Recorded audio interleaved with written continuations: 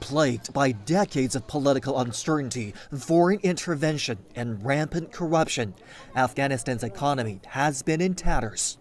The World Bank says 75% of the country's public spending was dependent on grants. In 2020, aid amounted to $8.5 billion, or 43% of the country's nearly $20 billion GDP that year. However, international organizations and donors are cutting off aid to Afghanistan following the Taliban's return to power. As parts of the country began falling to the militant group, the U.S. was reported to have suspended access to Afghan government accounts managed by the Federal Reserve and American banks to keep it out of the Taliban's hands. Most of the country's foreign reserves, said to be worth $9 billion, are stored in the Federal Reserve Bank of New York. With the freeze in Afghan assets, there isn't much cash left in the country.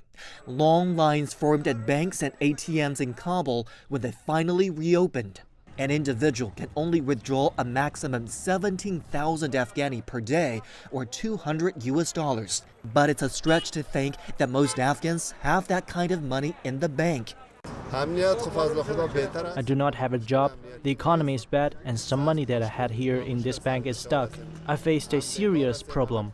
Data from the Asian Development Bank show nearly half of the country already lived below the poverty line in 2020. Over 30% of people with jobs, however, live on less than $2 per day. In the World Bank's 2020 Doing Business survey, Afghanistan ranked at the bottom. People are concerned as we speak. People are temporarily out of jobs. Because of the lack of security, investments that could put Afghanistan on sustainable economic growth has not happened.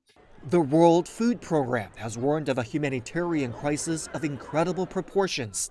It said that of its 14 million population, 1 in 3 Afghans go hungry each day. 2 million children are malnourished. The economy is largely dependent on agriculture, but a massive drought has devastated over 40% of this year's crops so far. So, with the Taliban in power, how will it get Afghanistan back on its feet? The Taliban alone will not be able to do that. They will have to open up, and we do expect they will open up to others as well. So that what we have is not a Taliban government, that we have an inclusive Afghan government. And it's only that government that could be able to not only attract foreign assistance, we will have an environment for major foreign investments.